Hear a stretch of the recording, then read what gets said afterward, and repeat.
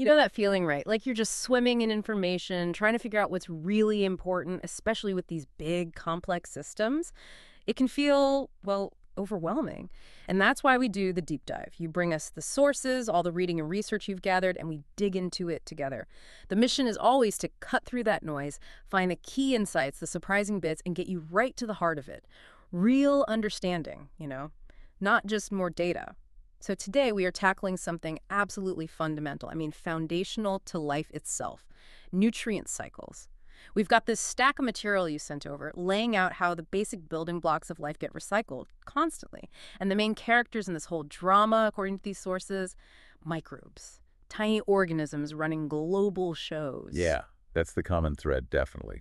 We'll be looking at how elements like carbon, nitrogen, sulfur get cycled around, but also metals like iron and manganese and other key players like phosphorus, calcium, silicon. The sources really hammer home that microbes are driving the vast majority of these transformations. And digging through this material, we found some genuinely wild stuff. Seriously, we're talking microscopic electric wires, methane ice that you can actually set on fire. Right. How tiny ocean critters affect the air we breathe, and critically, how our own human activities are messing with these ancient, intricate cycles in some pretty profound ways. Okay, let's dive in. Let's unpack this. So the starting point in these sources seems to be this core idea. Nutrients are essential, right, for all life. But they don't just disappear, they get recycled. And while bigger things like plants and animals play a role, the sources make it crystal clear that microbes are the real workhorses here. They dominate these cycles. And understanding them isn't just like academic curiosity, it's framed as vital for agriculture, for planetary health, everything. That's exactly. The fundamental link is that organisms transform nutrients. They change their chemical form. Carbon's the classic example, right? Yeah. You have CO2, carbon dioxide in the air, in plants, or certain microbes, grab it and turn it into organic matter. The actual substance of life, like sugars and proteins. Building blocks. Right, building blocks, Th2OO, basically. Then, other organisms, especially microbes again, break that organic stuff back down, releasing the carbon as CO2 again. And these cycles are all tangled up together. The sources really emphasize this interconnectedness. Everything links back to carbon, pretty much, but nitrogen is especially tightly coupled with it. Makes sense, they're the main ingredients for life, besides H and O. Okay, so it's this constant building up, breaking down. What's actually powering those chemical changes? How do microbes do that? It all comes down to redox reactions. Yeah. Oxidation and reduction. Sounds technical, but it's just about moving electrons around. Oxidation is losing electrons. Reduction is gaining them. Microbes have figured out how to harness these electron transfers to get energy. They essentially breathe different compounds, passing electrons off, and that changes the chemical state of the elements. That's how CO2 gets reduced to become part of organic matter, or how something like sulfide gets oxidized into sulfate. Got it. So let's tackle the big one first.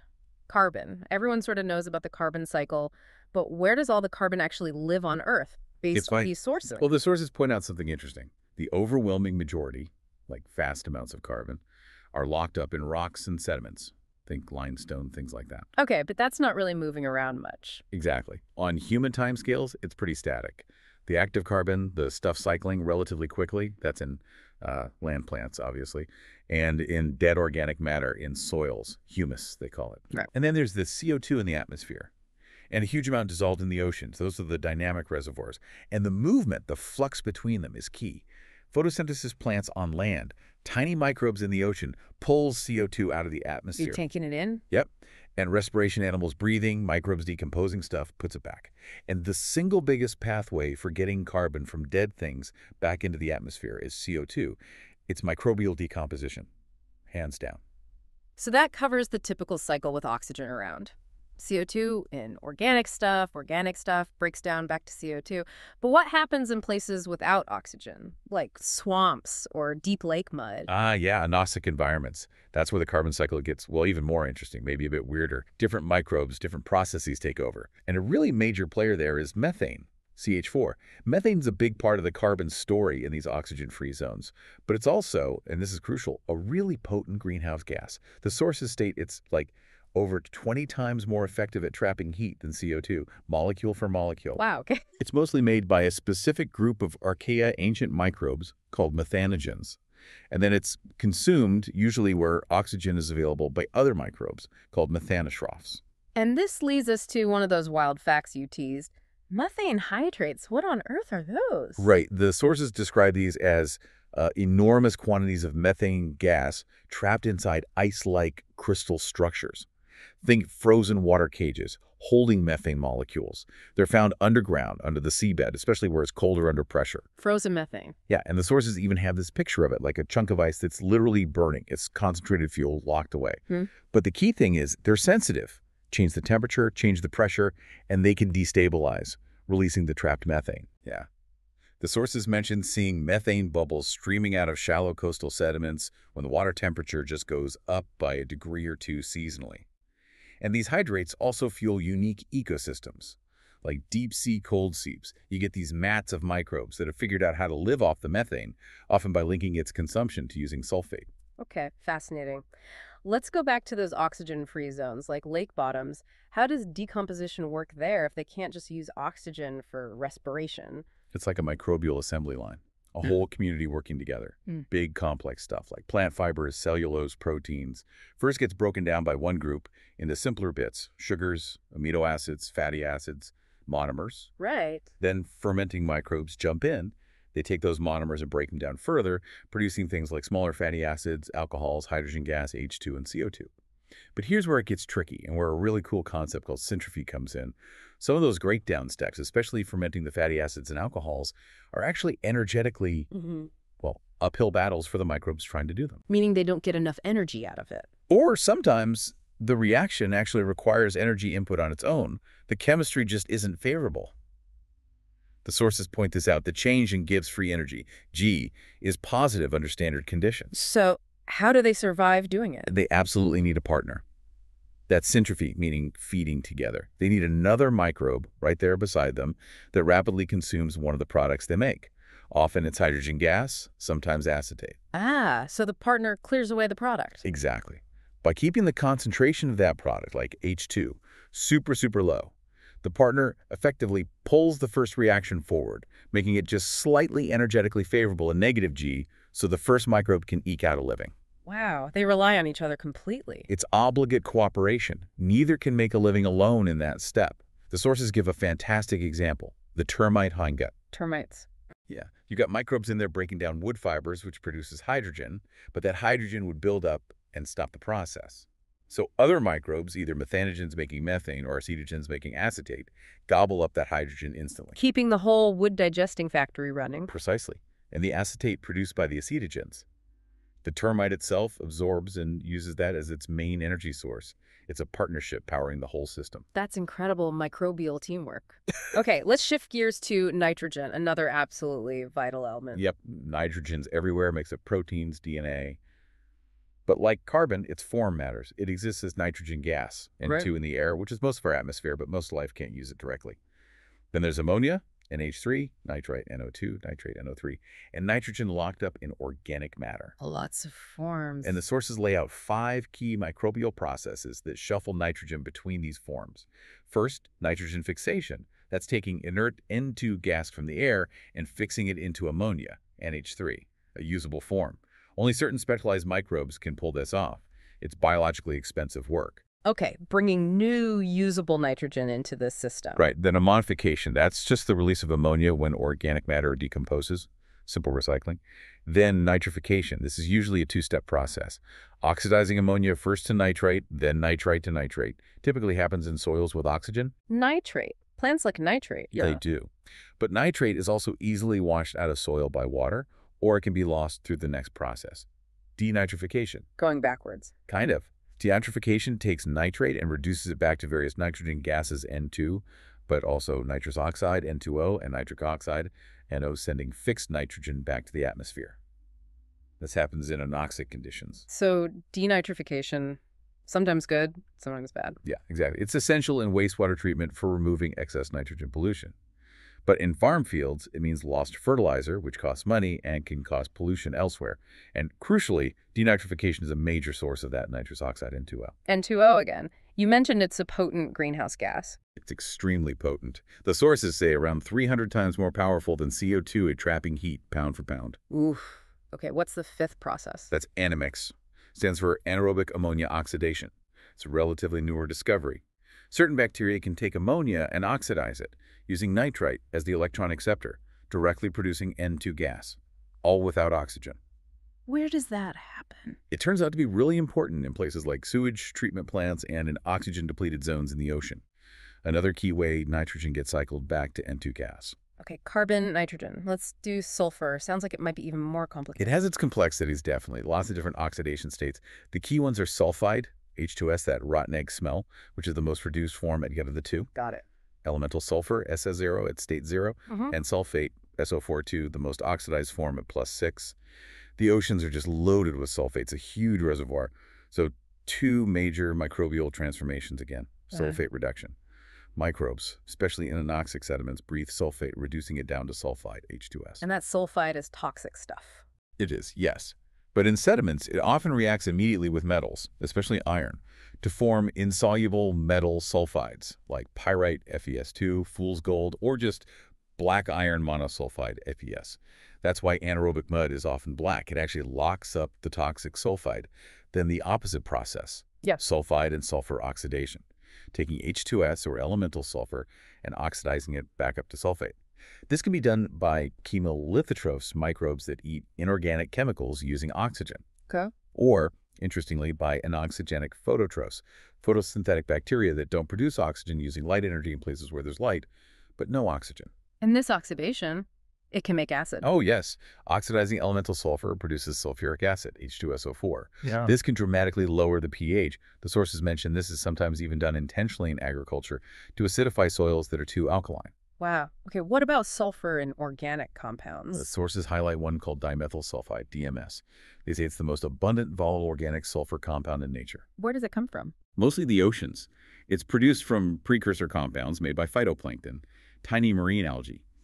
And here's another one of those amazing connections. When DMS escapes the ocean surface into the atmosphere, it gets oxidized, and the resulting sulfate particles can act as nuclei for cloud droplets to form. More clouds can reflect more sunlight. Helping cool the planet. From tiny algae making a sulfur compound. Exactly. A direct link between marine biology, atmospheric chemistry, and climate regulation. Pretty neat. That is really neat. Okay, so beyond the big three C and S, the sources also touch on metals being cycled by microbes. Iron and manganese. Yep, Fe and M.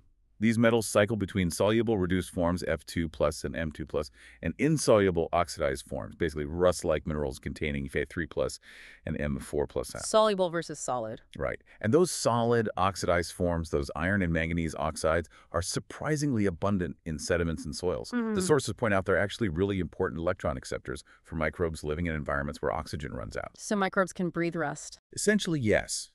Certain bacteria and archaea perform anaerobic respiration using F3 plus or Mn4 plus oxides as the electron acceptor, reducing them to the soluble F2 plus or Mn2 plusate. And then other microbes do the reverse. They oxidize the soluble F2 plus or Mn2 plus back to the insoluble oxides. This happens under different conditions. In acidic environments, you get acid-loving microbes like Acidithiobacillus doing it. This is actually harnessed in biomining to leach metals from ores. Okay. But it's also the culprit behind acid mine drainage, that horrible orange pollution you see from old mines. The sources show that picture of the Rio Tinto River in Spain, bright red from dissolved iron. Right, I saw that. Grim. Very. But at neutral pH, iron oxidation happens too, usually right at the boundary where oxygenated water meets anoxic water or sediment. Different bacteria do this, like Gallionella or Leptothrix, and they often leave behind visible rust deposits. What really stands out to me from the sources here is how do microbes interact with something solid, like rust, that's outside their cell? Breathing oxygen is one thing. It dissolves and comes to you. How do they breathe a rock? That is the million-dollar question. And the mechanisms microbes have evolved are incredible. The sources dive into this. One way is direct electron transfer. Some bacteria, like Geobacter, grow these amazing protein filaments that are electrically conductive. You mentioned these. Nanowires. Literally biological nanowires. Yeah. They can extend out from the cell and make direct physical and electrical contact with the mineral surface miles away, cellularly speaking, and pipe electrons out. That's science fiction. It really sounds like it. But And it gets even crazier.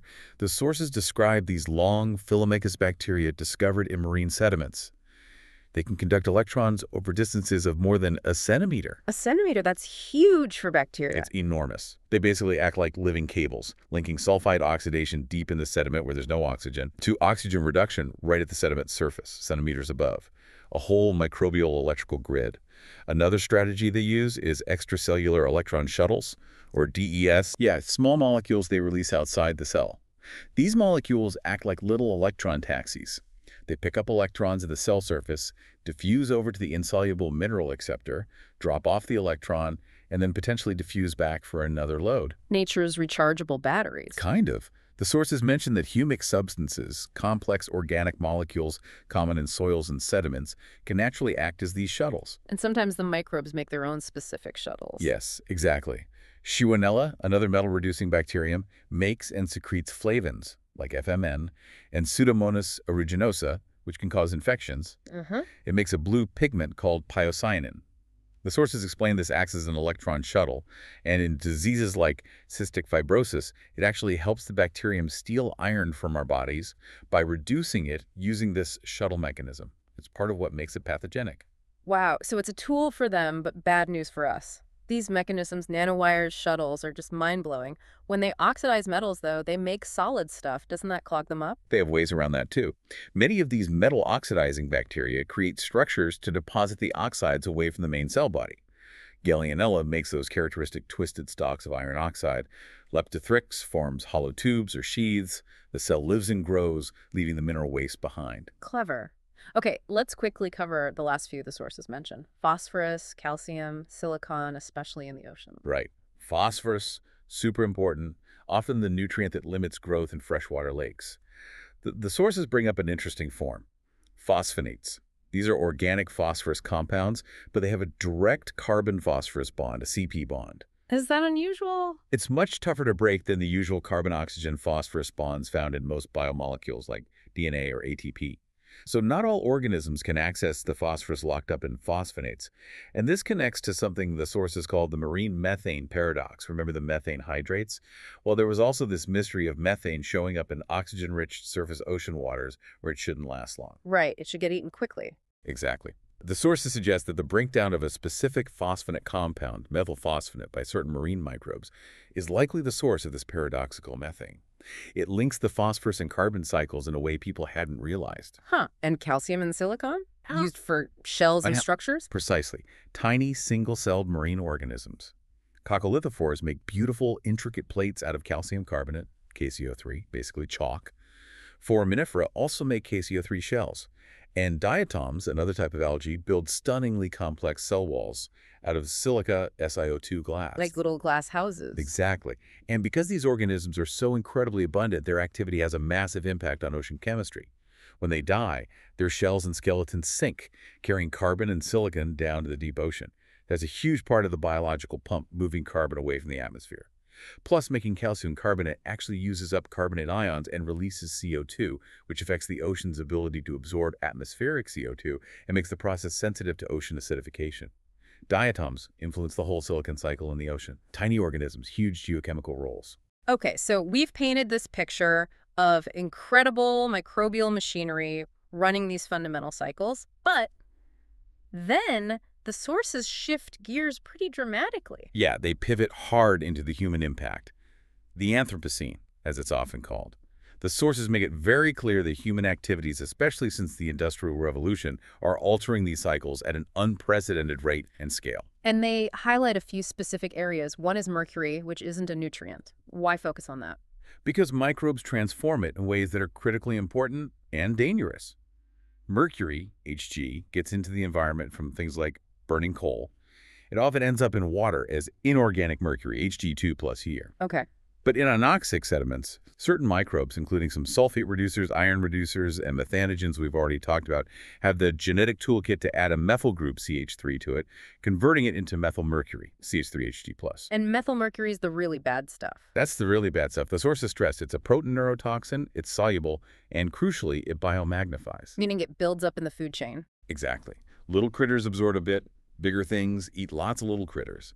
Apex predators like tuna or swordfish eat lots of those bigger things. And the methylmercury concentration gets higher and higher at each step. That's why there are health advisories about eating too much of certain types of fish. So microbes make the mercury more dangerous in this case. Can they do anything about it? Amazingly, yes. Some bacteria have evolved resistance mechanisms. They have genes, often grouped together in what's called a mer operon, that code for enzymes to detoxify mercury. One enzyme, organomercury lyase, snips off the methyl group from methylmercury. Another, mercuric reductase, takes the toxic Hg2 plus ion and reduces it to elemental mercury, Hg0. Elemental mercury, like in old thermometers. Yep, and crucially, Hg0 is volatile. It can evaporate out of the water as a gas, and it's much less toxic, and doesn't biomagnify like methylmercury. So these microbes can literally turn a dangerous toxin into a much less harmful volatile form, a microbial detoxification service. Incredible. Okay, beyond mercury, the sources really zero in on human impacts on the big ones. Carbon and nitrogen, especially through atmospheric gases. Yes, this is presented as a central issue. Atmospheric CO2 levels, the sources state, are up by something like 40% since pre-industrial times, hitting levels unprecedented in at least 800,000 years.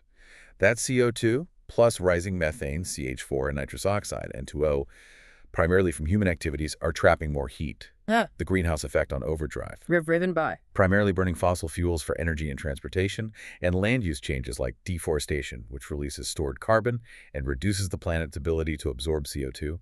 Methane comes from fossil fuels, agriculture, think rice paddies, cows, and waste decomposition.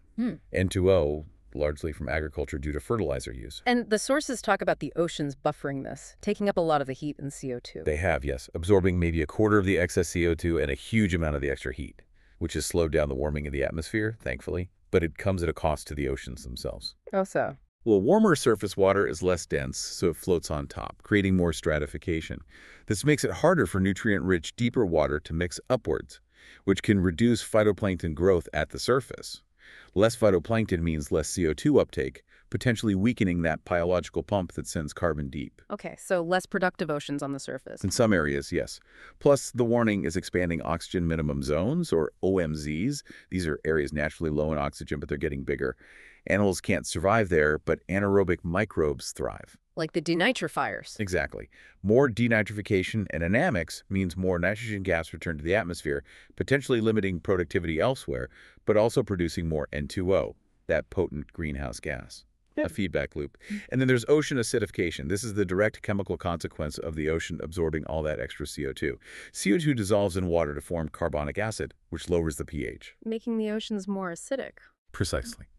The sources indicate the pH has already dropped measurably, and projections show much bigger drops by the end of the century if emissions continue. This directly impacts marine life that builds shells or skeletons out of calcium carbonate. Like corals. Corals are the poster child.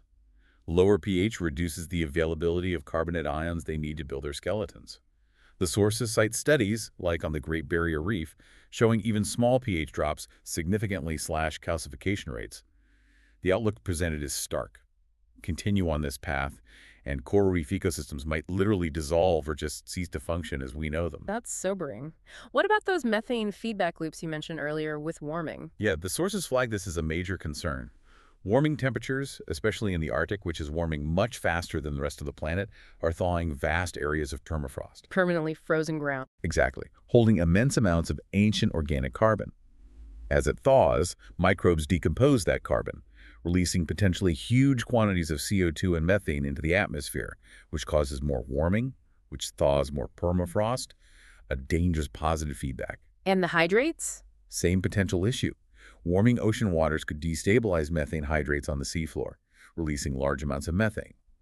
The scale is uncertain, but the potential for rapid warming acceleration is there. Okay, lastly, human impacts on the nitrogen cycle, besides the N2O. The biggest single human intervention, according to these sources, is industrial fertilizer production. The Haber-Bosch process, invented about a century ago, lets us convert N2 gas into ammonia fertilizer on an industrial scale. And we now make a lot of it. An enormous amount. The sources state that human industrial nitrogen fixation is now roughly equal in magnitude to all natural biological nitrogen fixation combined. Wow. Doubling the input. Pretty much doubling the input of fixed nitrogen into the biosphere. It's crucial for feeding the global population, no question, but it's inefficiently used. A large fraction isn't taken up by crops. Where does it go? It runs off fields into rivers and coastal waters, causing eutrophication, massive algal blooms that deplete oxygen and create dead zones. Or microbes in the soil convert it back into gases, including more N2O released into the atmosphere. Agriculture is flagged as the dominant source of N2O emissions in places like the U.S. So this extra nitrogen is fertilizing everything, potentially. Yes, it can fertilize ecosystems far downstream or downwind, potentially altering natural microbial communities, changing which plants grow where, and interacting with the effects of increased CO2. So taking it all together, humans have really become a major force in these fundamental planetary cycles. That's the unavoidable conclusion presented in these sources. Mm. We're not just passive residents anymore. We're actively, rapidly altering the flows of carbon, nitrogen, and other elements on a global scale. The sources emphasize that because these cycles are so tightly interwoven, messing with one inevitably affects the others. The ultimate consequences are complex and uncertain, but the trajectory suggests significant disruption to the Earth systems that have sustained life for millennia. It's all driven by microbes, and we're changing their world dramatically. Wow. Yeah. Thinking back, we started this deep dive looking at sources about these tiny invisible microbes, cycling elements, doing these incredible things with nanowires, methane ice. And we've ended up looking at the fate of coral reefs, melting permafrost, the chemistry of the entire ocean and atmosphere. It really drives home how connected it all is, doesn't it? From the biochemistry inside a single bacterium right up to the global climate system. These cycles are ancient, they're intricate, they're balanced. Or they were. The sources really paint a picture of human activity as this powerful new force pushing the system into potentially unknown territory. We've seen how these microbial processes, the absolute bedrock of how the biosphere functions, are being fundamentally altered, with potentially huge knock-on effects for everyone and everything. Yeah, the consistent message is that these cycles rely on these finely tuned microbial communities. Upset that balance, change their environment so quickly, and you risk unpredictable consequences across ecosystems worldwide. So what does this all mean for you listening in? It means the air you're breathing right now, the food you eat, the health of the oceans, the fertility of the soil. It is all profoundly connected back to these microscopic engines and the massive shifts we've just unpacked from these sources. And that leaves us with something to think about, something to mull over from this deep dive. Given how deeply intertwined all these global nutrient cycles really are, and seeing how human actions are yanking on the threads of carbon and nitrogen so hard, where do you think the next big, maybe unexpected ripple effect might show up? What could be a surprising consequence of, say, altering the phosphorus cycle in the ocean on a part of the Earth system that seems, on the surface, completely unrelated?